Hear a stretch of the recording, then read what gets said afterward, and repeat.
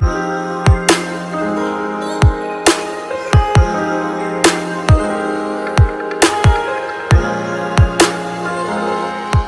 कैसे हैं आप लोग। तो गाइज आज का ये ब्लॉग मेरा ग्रहण के जस्ट बाद का है। ग्रहण इस समय ख़त्म हो चुका है और 4-5 घंटे का वेट करने के बाद अभी को जब ग्रहण निकला है तो फिर कुछ भी खाने और पीने से परहेज़ था। तो इतने देर तक क्योंकि हम लोग पानी वगैरह भी नहीं कुछ पीते हैं ग्रहण फिर चाहे जितना लंबा हो, तो हम बच्चे ने भी कुछ नहीं खाया था और हम सभी भी बिल्कुल जैसे एक उपवास नहीं होता है निराजल, उस तरीके से ही हम लोग यहाँ ग्रहण मनाया जाता है।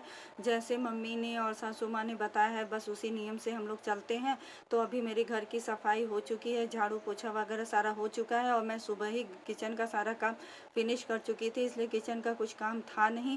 अब चूंकि ये साल का काफ़ी लंबा और काफ़ी बड़ा ग्रहण था, सूर्य ग्रहण, जिसका हम सभी पे बुरा प्रभाव और अच्छा प्रभाव, मिला जुला प्रभाव था। तो अब यहाँ पे हम नहा कर आ चुके हैं, तो पूरे घर में यहाँ हम गंगा जल छिड़क रहे हैं। गंगा जल छिड़कना जरूरी माना जाता है।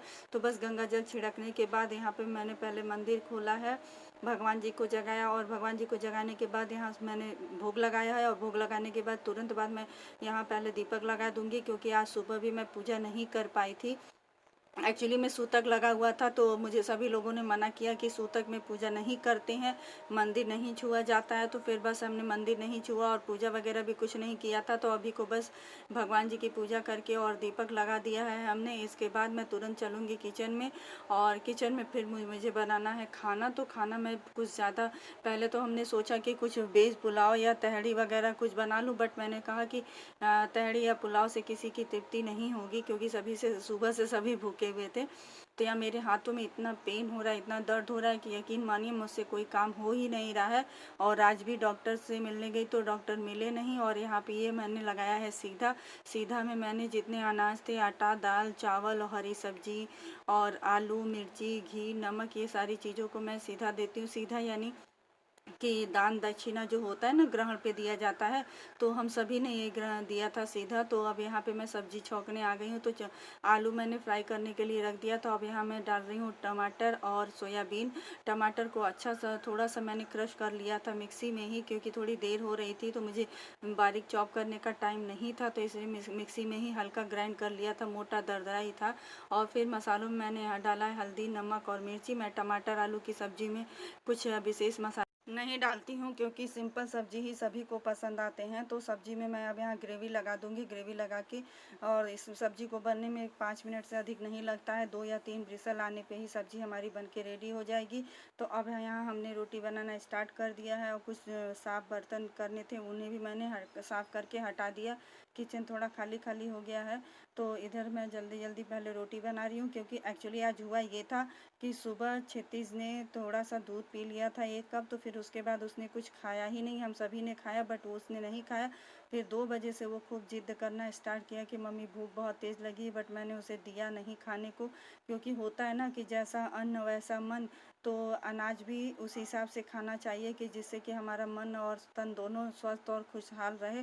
तो और वैसे नियम तो यही है कि ग्रहण में नहीं खाते। अदरवाइज़ अगर किसी को कोई प्रॉब्लम है, हेल्थ इशू है, तब तो शायद भगवान भी उसको माफ़ करते हैं, इसमें कोई प्रॉब्लम नहीं होती है। बट उसके साथ ऐसा कुछ नहीं था, वो थोड़ा शरारत के मूड में भी था और दूध पीने के बाद उसकी इच्छा भी नहीं थी खाने को, तो उसने नहीं खाया और बाकी हम सभी ने तो खा लिया था। तो बस उसको ज़्यादा तेज़ भूख लगा था, उसे भूख सहन नहीं जा रहा था। वैसे मैंने चाय और ब्रेड पहले ही उसे बना के दे दिया था, पर कहते हैं कि जब खाने की ज़रूरत हो या खाने की इच्छा या भूख हो तो फिर चाय और ब्रेड से कहाँ काम चलता है। तो यहाँ अभी मैं सभी को खिला चुकी हूँ, सभी खाना खा चुके हैं। अब ये लास्ट में मुझे केवल खाना था, तो शाश्वत यहाँ बचा था, तो शाश्वत ने कहा कि मम्मी मैं आपके साथ ही खाऊंगा। तो बस अब यहाँ पे मेरा ये सारा काम फिनिश हो गया। मैंने सोचा कि अभी मैं खाना लेके बैठ जाऊँगी तो और लेट हो जाएगा, क्योंकि शाम में दीपक जलाने का टाइम हो जाता है। तो शाम के टाइम में मैं जूठे बर्तन वगैरह कुछ किचन में नहीं रखती हूँ। सारा किचन मेरा नीट एंड क्लीन रहता है, साफ़ सुथरा रहता है। शुरू से आदत यही पड़ी है, तो मैं बस वही करती आ रही हूँ। तो यहाँ ये जो सारे जो प्लास्टिक वगैरह आप देख रहे हैं, ये मंदिर पे बिछा हुआ था, मंदिर पे हमने लगाया था। पहले मंदिर पे मैं पेपर लगाती थी, बट पेपर बहुत जल्दी जल्दी ख़राब हो जाता था। तो इसीलिए मैंने पिछली बार ये 2 मीटर प्लास्टिक ले आया था जो टेबल कवर होता है, तो इसी को मैं यहाँ मंदिर पे लगा देती हूँ। इसको जब धुल के साफ कर दो ना तो खूब अच्छी सी शाइनिंग भी बनी रहती है और टिकाऊ भी रहता है और काफ़ी दिनों तक चलता है। तो मैं इस पे मंदिर में लगाई थी। तो गाइज आज का ब्लॉग यहीं मैं एंड करती हूँ, मेरा सारा काम फिनिश हो गया। आप लोग बताइएगा कैसे हैं। मिलती हूँ, बाय बाय।